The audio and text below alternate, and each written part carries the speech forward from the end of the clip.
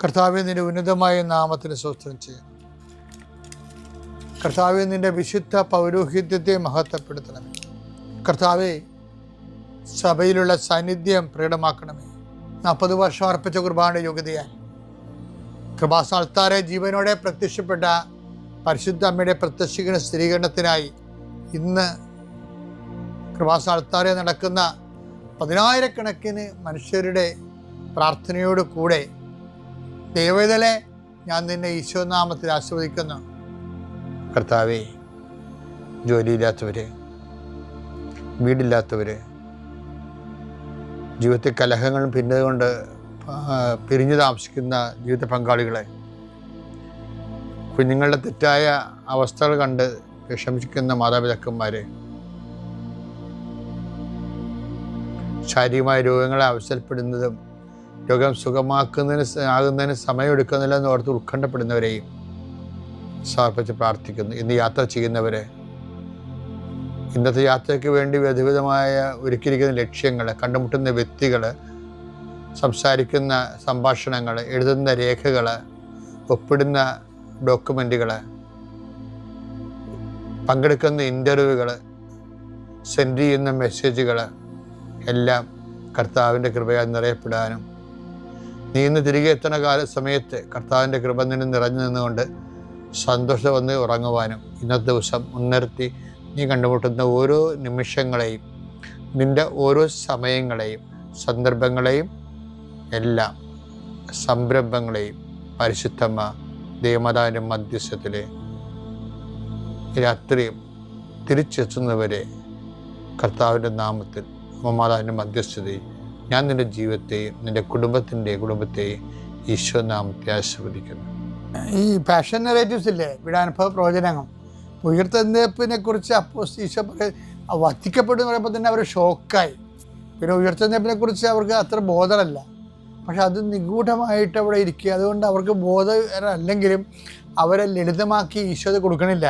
ആ വചനം കഠിനമായിട്ട് തന്നെ ഇരിക്കുകയാണ്. അതാണ് ലൂക്ക 45 അവർക്ക് ഈ വചനം മനസ്സിലാക്കാൻ പീഡാനുഭവ പ്രവചനം മനസ്സിലായില്ല. അവർക്ക് മനസ്സിലാക്കാൻ സാധിക്കാത്ത വിധം അത് അത്ര നിഗൂഢമായിരുന്നു. ആ നിഗൂഢ വചനമാണത്. ഇപ്പൊ നിഗൂഢ വചനങ്ങളുണ്ട്. അതിനുശേഷം ഇപ്പൊ നിഗൂഢ വചനങ്ങള് കർത്താവിന്റെ ഉയർപ്പിനെ കുറിച്ചുള്ള വചനങ്ങൾ ഈ ഒക്കൾട്ടായിട്ട് മാറണത്. ഈ ഒക്കൾട്ടായിട്ട് വരുന്ന ഗൂഢവചനങ്ങളെയാണ് ശരിക്കും താബോർ ആ മുദ്രവെച്ച വചനത്തിൻ്റെ സീല് പൊട്ടിക്കണത്. അതാണ് മോശയെ കാണിക്കുന്നുണ്ട്, താബോറിൽ ഏലിയയെ കാണിക്കുന്നുണ്ട്. ഉയർപ്പ് എന്താണെന്ന് മനസ്സിലാവും. ഏലിയ 700 കൊല്ലം മുമ്പും മോശ 1200 കൊല്ലം മുമ്പും എടുക്കപ്പെട്ട ആൾക്കാരാണ്. അപ്പോൾ അവർ ഉയർത്തെഴുന്നേറ്റ് നിൽക്കണേ കർത്താവിൻ്റെ കൂടെ. ഈ കാഴ്ച പറയണത് പിന്നെ താഴേക്ക് വരുമ്പോൾ പറയും, ഇതുപോലെ ഞാനും ഉയർക്കും. പറഞ്ഞു, ഇതുപോലെ ഞാനും ഉയർക്കും, പക്ഷെ ഞാൻ ഉയർക്കണവരെ കണ്ട കാഴ്ച ആരും പറയരുത്. ഇത് മനോഹരമാണെന്ന ബൈബിള്. മർക്കോസ് 9:9 അവർ കണ്ട കാര്യങ്ങൾ മനുഷ്യപുത്രൻ മരിച്ചവരിൽ നിന്ന് ഉയർക്കുന്നത് വരെ ആരോടും പറയരുതെന്ന് മലയിൽ നിന്നിറങ്ങിപ്പോരുമ്പോൾ അവൻ അവരോട് കൽപ്പിച്ചു. ഇപ്പം ഇവിടെ മനസ്സിൽ സംശയം ഉണ്ടായില്ല ഉയർത്തുന്നേപ്പം എന്താണ്. പക്ഷെ അത് നിഗൂഢവചനമല്ലേ. ഇത് ശരിക്കും ഗൂഢമായിട്ട് തന്നെ പോവുകയാണ്.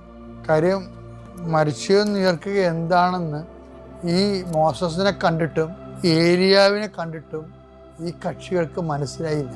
അതാണ് താബോറിൽ ഇറങ്ങി വരുമ്പോൾ ഈ കാഴ്ച ഞാൻ ഉയർത്തെഴുന്നേൽക്കുന്നവരെ ആരോടും പറയരുതെന്ന് ഈശോ പറയുമ്പോഴും അങ്ങനെ പറയുന്നുണ്ടെങ്കിലും ഈ വചനം ഗൂഢമായിട്ടിരിക്കുന്നു എന്നുള്ള സൂചനയാണ് അവരുടെ സംശയത്തിന് വരണത്. എന്താണ് അവർ പറയണത്?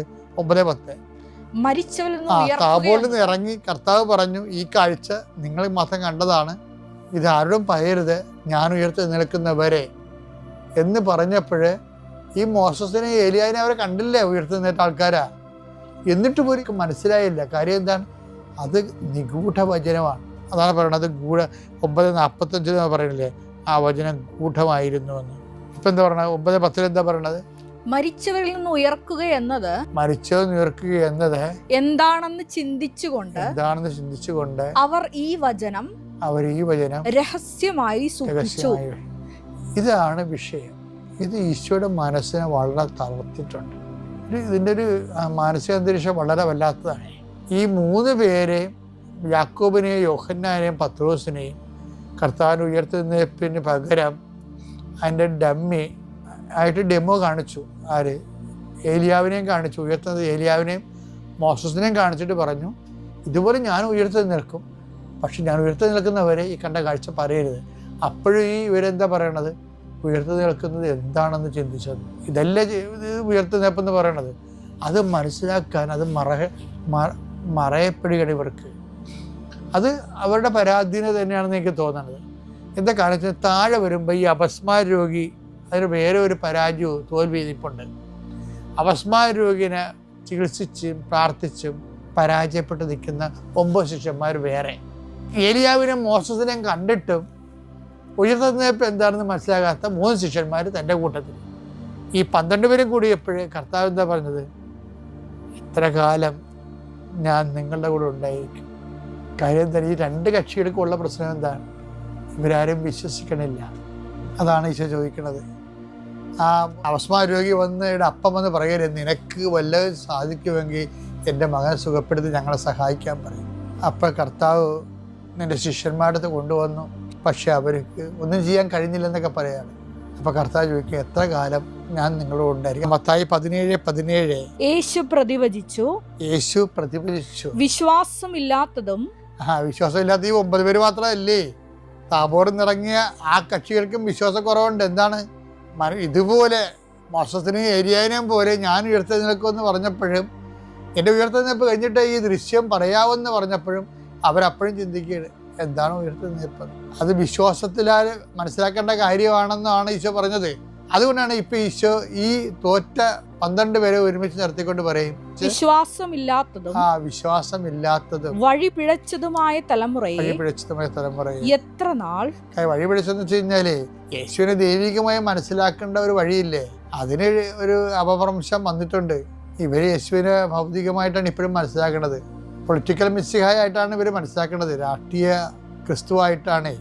ക്രിസ്തു റോമ സാമ്രാജ്യത്തിനെ തച്ചുടച്ചിട്ട് അവിടെ രാജാവാകുമ്പോൾ തങ്ങൾക്കും രാജാവാകാൻ മന്ത്രിയാകാൻ പറ്റുമെന്ന് പറഞ്ഞുകൊണ്ടൊരു സ്കൂളിലെ നമ്മുടെ സബി പുത്രന്മാരുടെ അമ്മയുണ്ടാക്കിയ നടത്തുന്ന ഒരു സ്കൂള്, അവരാണല്ലേ ഈ വിധത്തിൽ മുഴുവനും പ്രശ്നം ഉണ്ടാക്കിയത്. ആ സ്കൂളിൽ തന്നെയാണ് ഈ അണ്ണന്മാർ ഇപ്പോഴും. അതുകൊണ്ടാണ് അവർക്ക് ഉയർപ്പിൽ വിശ്വസിക്കാൻ പറ്റുന്നില്ല. എന്നിട്ട് ഈശോ ചോദിക്കുന്ന ചോദ്യം നമ്മുടെ ചങ്കയിൽ കൊള്ളും. അതാണ് എന്നെ അത് വല്ലാതെ ബാധിച്ചിട്ടുള്ളത്. കർത്താവ് ഇങ്ങനെ സങ്കടപ്പെട്ട് ചോദിക്കും, എത്ര കാലം ഞാനിനി. യേശു പ്രതിവചിച്ചു വിശ്വാസമില്ലാത്തതും വഴിപിഴച്ചതുമായ തലമുറയെ.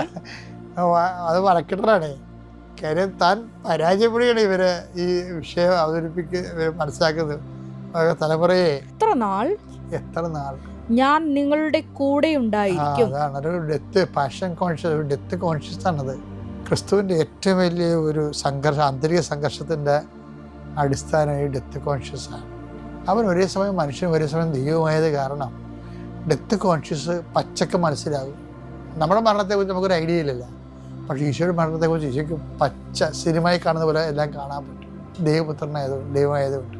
അതുകൊണ്ട് താബോറിൽ നിന്ന് മുകളിൽ നിന്ന് ഗെറ്റടിയാൻ കിട്ടിയത്, തയ്യാറായിരിക്കുക, സമയമായി. ഈശോയ്ക്ക് ഭയങ്കര സങ്കടമാണ്. അതാണ് ചോദിക്കണത്, എത്ര കാലം? ഇനി ഒരു 3 മാസം മറ്റേ ഉണ്ടാകത്തുള്ളായിരിക്കും, അല്ലെങ്കിൽ 1 കൊല്ലം. അത് വല്ലാത്ത ഒരു സങ്കടമാണ്. ഈശോനെ സ്നേഹിക്കുന്ന എല്ലാവർക്കും ആ സങ്കടം ഫീൽ ചെയ്യും. എത്ര കാലം ഞാൻ നിങ്ങളുടെ കൂടെ ഉണ്ടായിരിക്കും? അവനെ കൊണ്ടുവന്ന് സുഖപ്പെടുത്തി, അതങ്ങനെ സുഖപ്പെടുത്തിയതുകൊണ്ട് വിഷയം തീരണമല്ല ഇത്.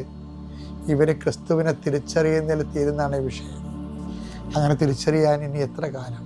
ദൈവവേദന നോൻപ് തീരാൻ പോകുമ്പോഴും ഈ കാലത്തെ തിരിച്ചറിയാതെ നമ്മൾ അനുഷ്ഠാനം നടത്തി യാന്ത്രികമായി എന്തൊക്കെ ചെയ്ത് കൂട്ടിയെന്നും പറഞ്ഞ് ആ പഴയ മനുഷ്യൻ തന്നെയായിട്ട് നമ്മൾ ജീവിക്കുമ്പോഴേ നമുക്ക് ക്രിസ്തുവിനെ തിരിച്ചറിയാത്ത അപ്പോസ്തലന്മാരോടൊപ്പമാണ്.